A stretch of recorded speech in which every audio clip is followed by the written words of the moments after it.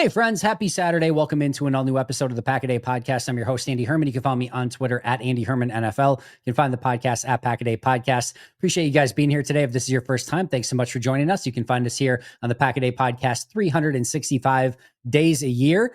Before we get into our main conversation with Nick Farabaugh, who does an unbelievable job on the Steelers beat covering the Pittsburgh Steelers, you're going to enjoy that conversation with him momentarily. We want to get to our What's on the Horizon segment presented by Schreiber Foods. And what's on the horizon right now are injuries for Green Bay. 2 new injuries popped up on the injury report. We'll get there in just a moment. Before we get there, Steelers, Scotty Miller is out. Yes, that's Scotty Miller. He is out for the Steelers. He can't hurt us in this game.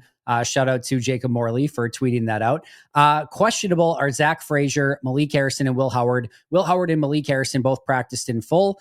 So those are probably non-issues. The big one here is Zach Frazier. He sat out on Thursday, practiced on Friday. He's their starting center. He is questionable. Again, limited participant on Friday. My guess is he probably plays, but if you're looking at one injury for the Steelers to keep an eye on for their inactives on Sunday, it is certainly Zach Frazier. For the Packers, Dontavian Wicks and LVN are out. Meanwhile, Warren Brinson, Matthew Golden, Brandon McManus, Christian Watson, and Devontae Wyatt are all questionable. Now, the big thing here, Matthew Golden and Warren Brinson were both new pop-ups on the Friday injury report. We saw this just a week ago with Josh Jacobs. Josh Jacobs came on the injury report on Friday. We all thought, oh, nothing to worry about. He's questionable, no big deal. And then all of a sudden, it was a real big deal when they activated a running back on Saturday. And then all of a sudden, it was like, oh my God, is he going to play or not? Thankfully, he did. And he was integral in that win against the Arizona Cardinals. Now Matthew Golden and Warren Brinson, defensive tackle, both Devontae Wyatt and Warren Brinson are questionable. If either of them are able to play, you're probably fine. They just go with 4. But even if Devontae Wyatt is the one that's active and Brinson can't go, you wonder if they bring up a fifth defensive tackle just because it's possible that Wyatt coming back from injury is on a snap count, or maybe they're just a little bit worried if he can make it through the game. The only defensive tackle on the practice squad for Green Bay is James Esther. You had it all the way along. No question about that. James Esther is the practice squad defensive tackle. He would get called up if need be, but hopefully one, if not both of those defensive tackles are able to go, but worth monitoring there. And then at wide receiver, Christian Watson is questionable. It sounds like he's going to play in this game, but until we get the call up on Saturday, that will be the indicator. If they don't call him up Saturday, he's not going to play. If he does get the call up, he will play. Pretty solid indicator there. If he doesn't play, if Wicks, we already know, is out, Jaden Reed is out, and if all of a sudden Matthew Golden can't play, you are down to Savion Williams, Romeo Doubs, Malik Heath, and maybe a little bit of Bo Melton as well. You get very thin. They'd probably have to call up a receiver in that situation. Even if Christian Watson is active, he's probably limited to 15 to 20 snaps in this game. I can't imagine he plays more than that no matter what. You still might be in a little bit of no man's land there and probably need to call up a wide receiver. So this is a very interesting injury report for Green Bay, and we're going to have to keep an eye on those on the call-ups on Saturday to see, do they call up a receiver? Do they call up a defensive tackle? If not, you're probably in the clear. The other one, of course, to keep an eye on Brandon McManus as well. If they can't have him go, then they have Lucas Haversick still. If McManus is good to go, it's possible that Haversick could be the one that they release in order to get Christian Watson on the 53. We'll cover that for you on Saturday when it happens. Right now, it's all just speculation, but we'll keep an eye on those roster moves come Saturday. And that is what's on the horizon, presented by Schreiber Horizon. Now, a lot of you may know Schreiber Foods in Green Bay, Wisconsin, and not only nationwide, but worldwide. They're a leading global food and beverage manufacturer, but you may not have heard of Schreiber Horizon. Well, that's what I'm here to tell you about. They are awesome. I've worked with Schreiber for a really long time. Awesome people, really fun to work with. Could not be more excited about this partnership. Here's what they have to offer for you. A multitude of solutions that have been built by Schreiber over their 80 plus years as a company. And those solutions include, but are not limited to, end-to-end logistics, warehouse management systems, growth and innovation tools, and a whole heck of a lot more. It's super simple. The QR code is on your screen. All you have to do is snap a picture of it. It's going to bring you to their site. You can also go to SchreiberHorizon.com. That's SchreiberHorizon.com. If you're interested in any of their suite of solutions. Check that out, or just go over and check out to see what solutions would be available for you. Cannot recommend it enough. Super appreciative of the partnership, and cannot tell you enough about their great suite that is going to help you in all your business needs. Again, check them out over at schreiberhorizon.com. Built on Schreiber's legacy, designed for what's next. Now it is time for our great conversation with Nick Farabaugh. You're going to enjoy this one. Get a full breakdown of the Pittsburgh Steelers prior to Sunday's game. So check it out right now. All right, we are being joined now by Nick Farabaugh. You can find him on social media at Farabaugh He is a Steeler beat reporter for Penn Live, also the host of Steelers Breakdown. We're going to get a great breakdown of the Pittsburgh Steelers and exactly what this game is going to entail for Green Bay. Nick, it is great to be chatting with you. How are you doing, my friend? I am doing well, Andy. Thanks for the invitation, and I'm happy to be here. Yeah, I'm excited about this one. I think this is such a huge matchup. I think obviously a lot of the NFL fandom is looking forward to Aaron Rodgers versus the Green Bay Packers, Sunday Night Football. A lot of storylines here. The Packers haven't won in Pittsburgh since the Bart Starr days, so there's a lot of storylines here. Where I want to start with you, though, Nick, is just obviously with Aaron Rodgers. What has been his impact in Pittsburgh so far? What's the overall feel for what he's kind of brought to the team, and how are the Steelers trending with him at quarterback right now? I think there was a lot of trepidation given what happened with Russell Wilson last year and the late years of Big Ben, but Rodgers looked great. He's looked like a guy that, while maybe not at peak MVP form, still looks like a guy that could sling the rock around. He's winning with his mind and his release, I think, which is really impressive. You're kind of just seeing what a pro's pro does. I think that's been the big thing, and he brings a stability factor to the Steelers' offense they haven't had since the prime, Killer Bees days, probably.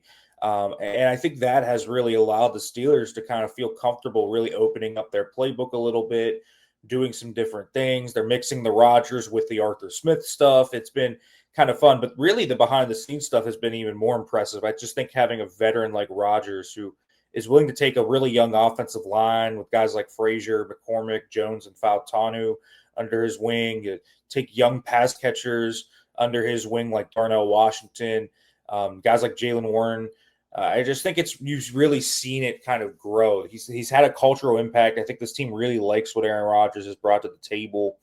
But really on the field, when you think about it, it just looks different, right? It doesn't look like they're limited in any way. They keep pulling out tricks out of their bag that we kind of, you expected some week that it's going to hit the rut. It just hasn't. They keep pulling out new tricks. Rodgers keeps turning back the clock. If you saw him on Thursday Night Football, he was extending plays outside the pocket like he was 25. And he's just gotten more and more comfortable. Earlier in the year, he said, he was dealing with some back tightness, and that's kind of cleared up. And now he feels like he can run around again. And that's been a big thing. As the Steelers' offensive line has kind of improved over the season, Rodgers has got more comfortable around them and trusting them. And so Rodgers' impact has been felt pretty far and wide, not just on the field, but off the field. And he's fitting really well in here. And I think he really enjoys playing for Mike Tomlin as well.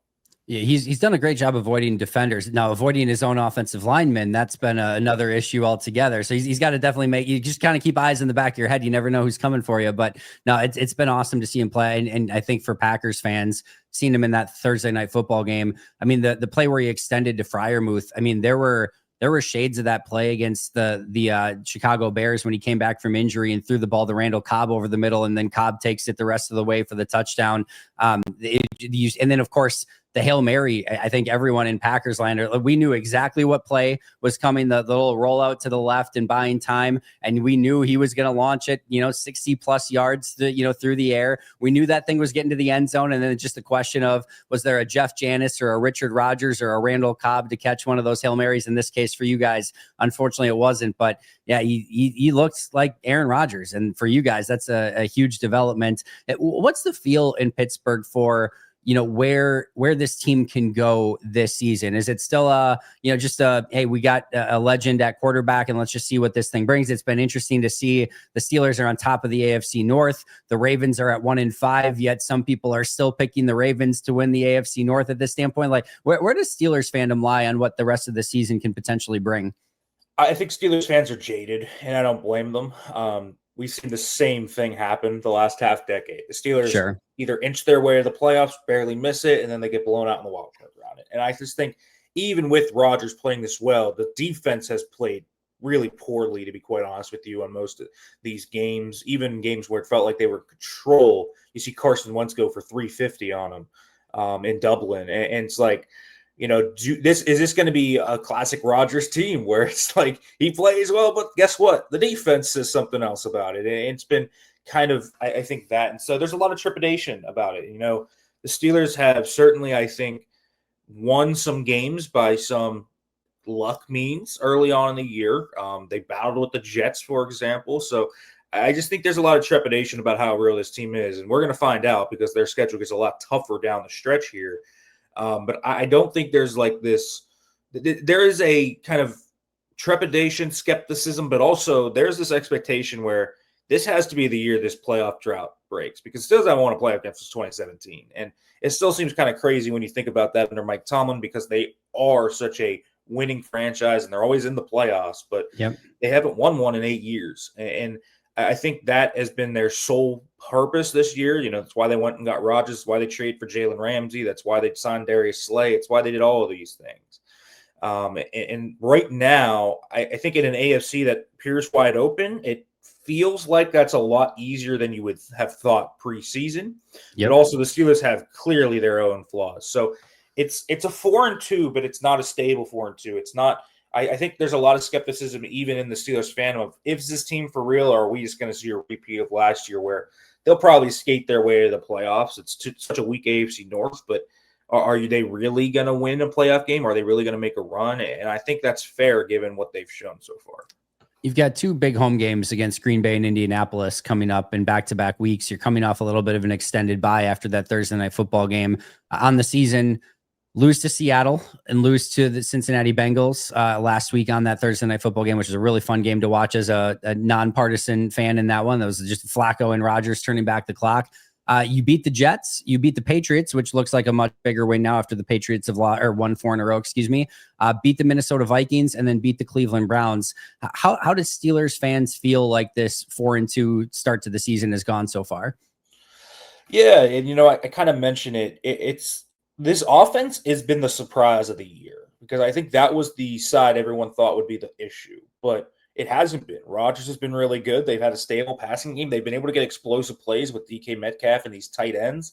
The run game has come alive. That's been the real development over the last 4 or so games, is Jalen Warren and Kenneth Gainwell are really kind of lighting this on fire. But a young offensive line that the Steelers have, they have 4 guys that are young on that offensive line. It's Isaac Seumalo is the elder statesman, and then you have Broderick Jones at left tackle, Zach Frazier at center, Mason McCormick at right guard, and then Troy Fautano at right tackle. Those guys are kind of coming around, and I think that has really allowed the run game to pop. It's allowed Rodgers to stay clean, even though he's getting the ball out quick. They've been able to trust them a little bit more to kind of get some downfield passing going. That's been a development for them. But the defense has just been really disappointing. The secondary just kind of looks slow, looks old. The linebacker play has been a little stressed. Patrick Queen has like the roller coaster. You don't know what you're going to get every week. Sometimes you get, an elite game. Sometimes you get what you got against the Bengals. Peyton Wilson is kind of disappointed, and their front has been as good as advertised. So, that's really been the kind of story of this team, is this offense has kept things afloat. They've only scored under 20 points once, and that was against the Seahawks. And they also gave up a free touchdown there when Caleb Johnson let the kickoff fall into the end zone on his own. So they were in that game, and the Seahawks certainly looked like a better team than I think people thought they were preseason. So, and then the Steelers the next week after losing to the Seahawks go up to New England, get 5 turnovers on Drake May and company, and win in a pretty tough environment in Foxborough, and that win is looking like a pretty good one right now. So there's kind of this weird topsy-turvy thing, because I feel like throughout this podcast, Andy, I'm going to talk down on the Steelers and say there's this issue, but I don't know how they do it. They're always in these games. They always are stingy. They have some positives that you can highlight, and they really maximize what they do well. They turn you over a lot on defense. They are really good there. They haven't had one in 2 weeks, actually. They didn't turn over the Browns or the Bengals, so I'm going to guess, they had opportunities to get turnovers in both those games, but likely some positive regression is going to come in that way sooner rather than later for them. And then what they do on offense is they run the ball, they kind of slog you out, and they are deceptively explosive. They're not a top flight offense, but since week 4, I mean, they are top 10 in most categories: rushing success rate, explosive play rate. Like anything you look at offensively, they have been pretty darn good at it over the last 3 or 4 games. So that, I think, is going to be an interesting matchup to watch, and it's really going to be interesting to see if the Steelers defense can kind of lock in and fix some of their ills that have popped up over the season.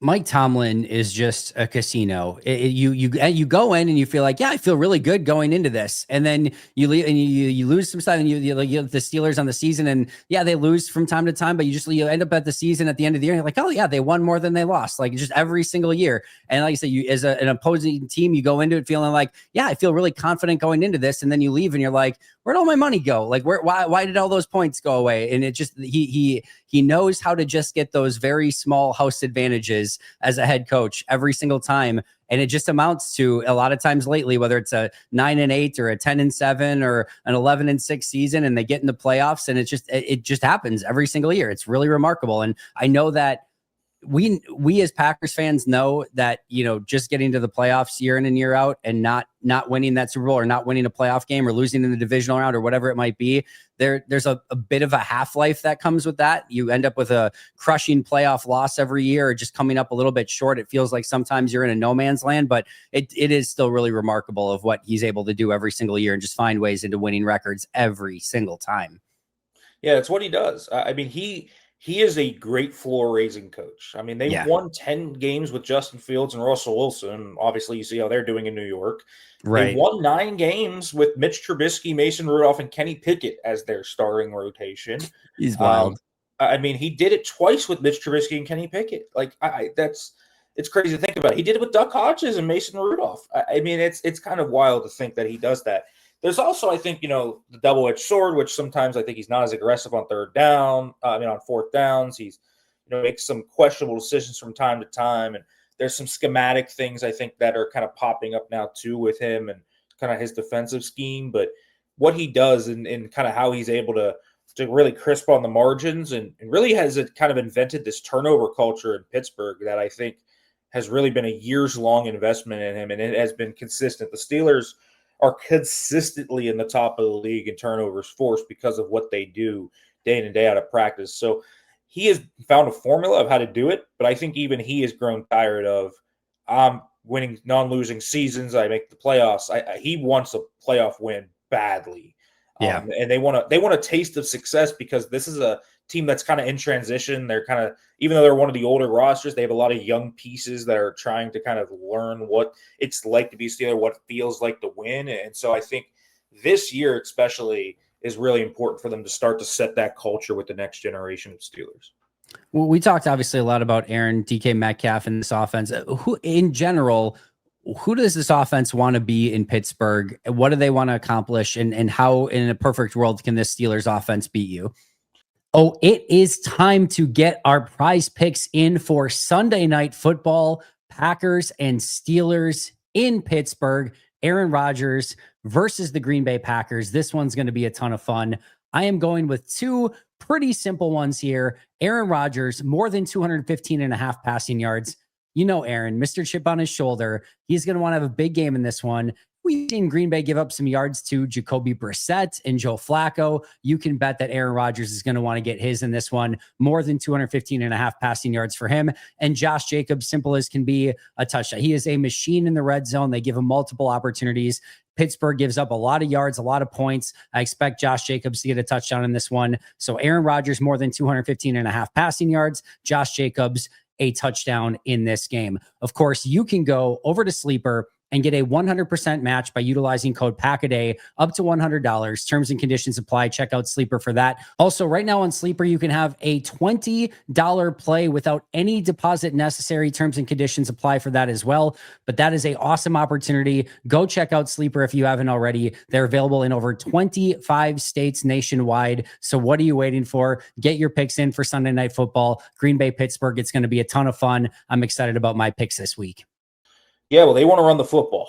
That is what they want to do, and they really want to run it down your throat and then play action off it. I mean, that's Arthur Smith's offense to a T, and even with Aaron Rodgers, it's still very similar. They do a bunch of different play action. They do the usual under center stuff. They'll do some stuff out of gun. They'll do a ton of rollout stuff as well. But the big thing has been this jumbo package they have found. Basically 7 offensive linemen when you count Darnell Washington, who is over 300 pounds. They bring in Spencer Anderson, who is their top interior backup, and he has been really good clearing lanes, and they've been able to really work the matchups too, because Metcalf is out there, so it's basically a supersized kind of package, and teams have just not been able to defend it. They haven't really found a way to kind of stop it. The Steelers have utilized some 12 personnel out of that too, where Freiermuth or Jonnu is in there and kind of working that into things. So that has been part of their identity. They are going to get big. They are going to get physical, and they're going to say, okay, let's see if you can match us tat for tat. And no team yet has been able to do that. I think the Packers are definitely the best suited team to do that. But even the Browns, who I think have, Myles Garrett and some really solid players up front, got kind of washed out in a lot of their run game. And so this jumbo package has really worked for the Steelers. But what they really want to do outside of that is quick game. And they are really good at the yards after the catch. They'll run a bunch of screens. They'll run a bunch of slants. And what teams have struggled with doing is when Rodgers finds Jalen Warren, Jonnu Smith, and DK Metcalf in space, those guys have just been able to create. This is DK Metcalf's best yak season of his career, or at least he's on pace for it so far. You saw the big play maybe in Dublin when he just got out the gate on a slant route and took it 81 yards. That's been a kind of feature of it. They'll just jump it off to Jalen Warren and he'll get 10 yards. He's been a bowling ball. It's tough to bring him down. Kenny Gainwell's emerged in that kind of attack too. And the one thing the Steelers have been missing over the last 2 or 3 weeks that was starting to emerge before he got hurt was Calvin Austin III. He's their wide receiver too. He's small, but he's got good releases, and he's kind of their downfield guy. They kind of throw it to. He won them the Patriots game on a really good go route against Marcus Jones, and that's kind of been something that they've been looking for. Otherwise, they haven't found it. They kind of found it last week with Pat Freiermuth down the seam. I think, the tight ends are going to be a big part of this. They run a ton of 13, 12 personnel.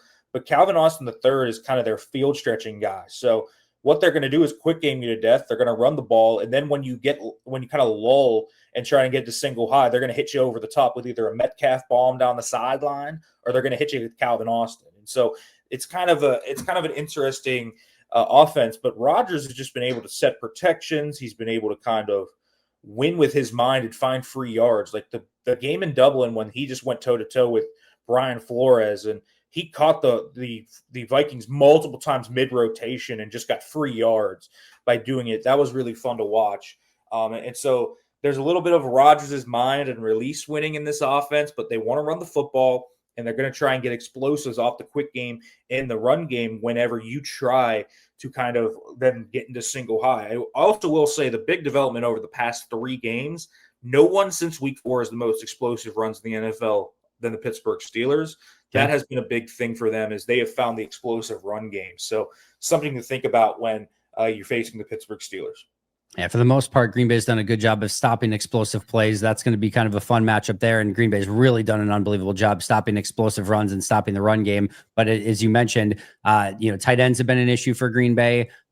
Bigger wide receivers like DK Metcalf have been an issue, and quick passing game has been an issue as well. So this is going to be, I think, a really fun matchup between this Jeff Hafley defense and this Aaron Rodgers-led offense for the Pittsburgh Steelers. On the flip side, what does this defense want to accomplish? I know it hasn't been exactly easy sledding so far, but they do get a lot of turnovers and some sacks. What does this Pittsburgh Steelers defense want to accomplish?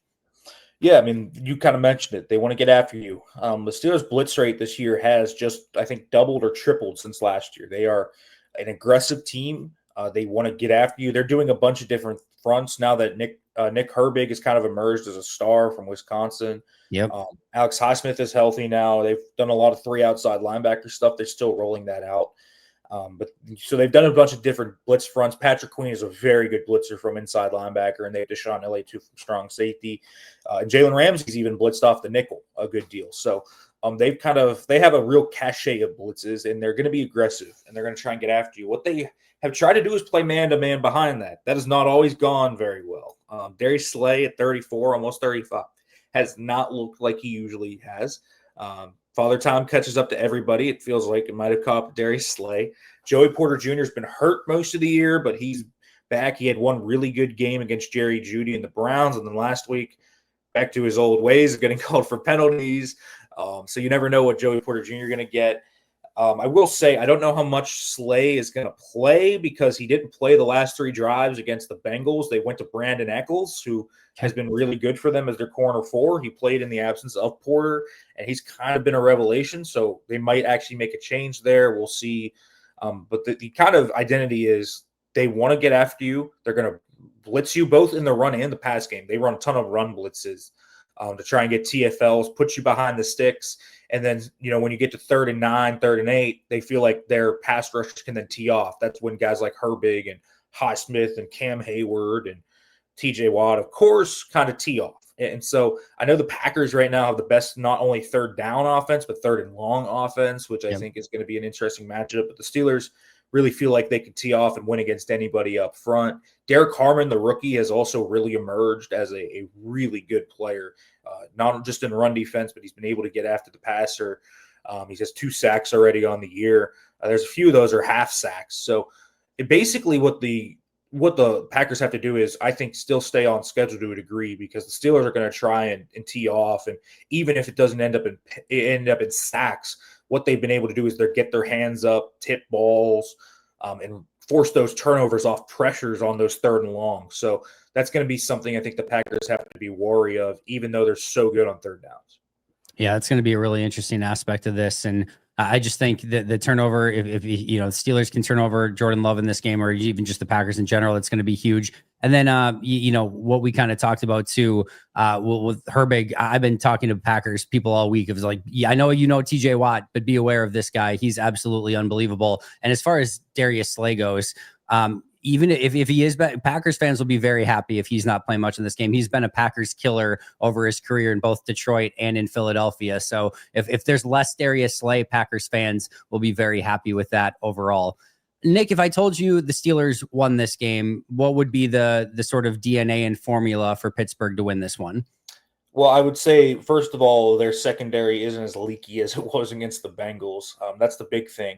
Probably they're able to turn Jordan Love over twice, something like that, or force a fumble on Jacobs or something of the sort.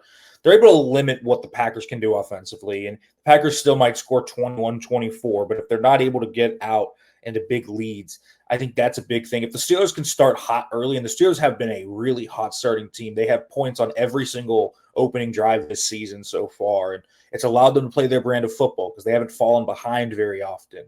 And so the Packers, I think, would be wise to try and get out early on them. If the Steelers can control this game and run the ball and try and tee off on you as a blitz team, I think that's when the Steelers get really opportunistic and they can really kind of start to wreck your game plan.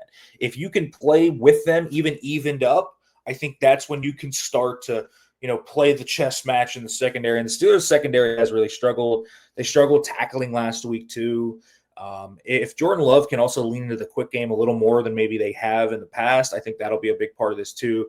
It's just going to neutralize their front. The Steelers' front last week really had no shot to win, to be quite honest with you, when Flacco was getting rid of the ball 2.26 seconds. There's multiple times on tape last week where you saw Cam Hayward or TJ Watt or Herbig or Highsmith just breaking through right as Flacco was getting rid of the football. So I think that's part of that. And then offensively, I think it's going to be the Steelers working through their tight ends, maybe hitting 1 or 2 explosive plays that keeps them afloat, and they're able to just kind of grind out long drives and end them in touchdowns. I think that's going to be the big thing. The Steelers have been a really good red zone offense, as it feels like they haven't been most of these years. And Rodgers has kind of reignited that, and the run game has really been working. So my guess is you get turnovers on Jordan Love. You probably jump out to an early lead so you can play your brand of football, and you're able to kind of quick cut your way down the field against this Packers defense without penalties, turnovers. Still skeptical that's happened because penalties have been an issue for the Steelers the last 2 weeks, and Rodgers had 2 turnovers last week despite playing really well. Green Bay has had issues with penalties too, so that might have a way of evening itself out a little bit. I know the answer to this question is a little bit going to be the opposite of everything that you just said, but on the flip side, if the Steelers lose this game, what do you think would be the Achilles heel for Pittsburgh in this one? Yeah, I mean, I think it's mostly going to be, the defense. And I just think that's going to be kind of what happens this year is what does the defense do? And the secondary is a real big concern. These linebackers can get easily moved in zones. I think that's another thing. If Love uses his eyes to clear lanes, I think, you can move Queen, Wilson, and Holcomb pretty easily. We'll see which Patrick Queen shows up. Before last week, he was playing very well and wasn't letting guys do that. But then Flacco did what Flacco does, and the veteran quarterback moved him very often. I think the other thing is, you're probably able to control the run game a little bit. I think if you can get Josh Jacobs going, that would be huge for them because it forces the Steelers pass rushers to lay back. It kind of takes them out of some of their blitz packages. It's what happened last week is despite the Bengals only rushing for about 56 yards per game, Chase Brown was able to rip off two big runs, a 28-yarder and a 37-yarder, and it kind of changed how the Steelers had to play. It changed their schematic game plan on the back end because they want to play, I think, more split safety looks. They're still a single high-heavy team, but, cover 6 quarters, cover 2, it's at a higher rate than it was last year. They've mixed that in more, and I think they want to do that, but there has been some struggles up front, specifically from the nose tackle position at defending the run. So that could be something too, I think. Offensively, it's just that the Steelers, get penalties, maybe have a turnover or two, and don't maximize what they have. And I'm kind of interested to see how this run game works. If the Steelers can run the ball a little bit on these Packers, and I think that's going to be a monumental task, to be quite honest with you. I'm not expecting that to happen. That would help them control the game. But really, I think if the Packers can control this game on their offensive side of the ball, really slice through this defense, and especially if they can run the ball, that's going to set up a long day for the Steelers. Yeah, I think this is going to be a really fun matchup. I do think the run game for both of these teams is going to be a real big story here. If Pittsburgh can run the ball behind some of those heavy formations, especially, and give Green Bay problems there, that's not been an issue for them all year. They've struggled again more with the quick passing attack. But if all of a sudden the Steelers are running the ball well, I think that's going to be huge for them, and vice versa for Green Bay. Haven't quite got Jacobs in that run game going the way that they want. And if that gets going for Green Bay, they become really multiple and really, really difficult to stop. So I do think the run defenses are going to have a lot to say in this one as to how this game goes. Nick, anything else we don't know about the Steelers that we should know heading into this one? So I do think that the Steelers have a few interesting things that are kind of bubbling under the surface right now. One of those is that their special teams are kind of getting really close to breaking a big return at some point. Oh, great. I didn't even want to hear that. Yeah, Keyshawn Williams, he's a rookie out of Indiana, and he has taken over the role with Calvin Austin hurt. Now, even though Austin's back, I think Williams has just done such a good job. He's going to have that role. He has been close to breaking one. They had a punt called back against the Browns on a completely bogus blindside block penalty where he had a 50-yard return. He also has almost broken 2 different kick returns, so that's one to think about. I think another thing to think about is just some of the personnel on defense. Mini buys, I think, give a team a chance to reflect. Guys like Slay, Chuck Clark, Keanu Benton. I might see less of them. You might see more of Juan Thornhill or Jabril Peppers at safety. At nose tackle, you might see more of like Daniel Ekuwale or Y.A. Black, their other rookie defensive tackle.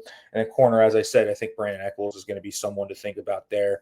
And kind of last but not least, the Steelers have really kind of tried to get Caleb Johnson going over the past few weeks. It's just been a few runs here, there, and they've had a few times, and he's their rookie running back, and he's kind of struggled, and he hasn't gotten out of the gate yet, but he's growing with confidence, and he's probably their most natural wide zone runner. Okay. It feels like the dam's close to breaking for him. He at least feels like it is, and so if you see like someone out of nowhere get an explosive run, and it's neither Jalen Warren nor Kenny Gainwell, it's because the Caleb Johnson experiment is continuing as the Steelers try to get their third-round pick going, but those are kind of 3 things I think that are just maybe off the radar that they're working on right now. Well, thank you. The special teams thing scares the crap out of me. This Packers special teams is never one to absolutely be trusted. So that there's only one way that can go, and that's probably a kicker punt return for a touchdown for you guys this week. Before we get you out of here, Nick, do you have a final thought or prediction for this game? Yeah, I mean, I think the Steelers coming off a loss on Thursday Night Football, prime time, Aaron Rodgers against the Packers is like the most. I say this without any football kind of analysis at all, just like I would have said when I predicted them to lose last week, because it was the most Steelers loss ever. This is a game the Steelers historically kind of come back and win. But I kind of think the Packers are just so good. I think they're really talented. I'm taking the Packers in this one. I think in a close one, I think it'll be close and good, but I have to believe to see the Steelers secondary and the defense right now. I think Rodgers and the offense are going to be able to probably be fine and put some points up and stay afloat. But I think the Steelers defense is a real big problem for them, and it's going to be an Achilles heel for them. So we'll see if they can make some changes, but I'll take the Packers in this one probably. And I think I'm taking the Steelers in this one. I've been leaning that way all week. So your fans can be mad at you for taking the Packers. My fans can be mad at me for taking the Steelers, and we can just make everyone mad along the way. So exactly where we want to be. Nick, I cannot thank you enough. Where can we find all of your incredible work? Yeah, you can find me on Twitter at Farabaugh. Make sure to check out Steelers stuff at penlive.com/Steelers. And yeah, check it out too, because we did a home and home. So I went and broke down the Packers Steelers game from a Packers viewpoint over on his channel as well. So make sure to check that out also. And Nick does fantastic work when it comes to the NFL. So if you're not checking it out, you're certainly doing yourself a disservice. Again, you can follow him on social media at Farabaugh FB. You can find me at Andy Herman NFL. Nick, I cannot thank you enough. That's going to do it for us today. But until next time, and as always, go Pack Go.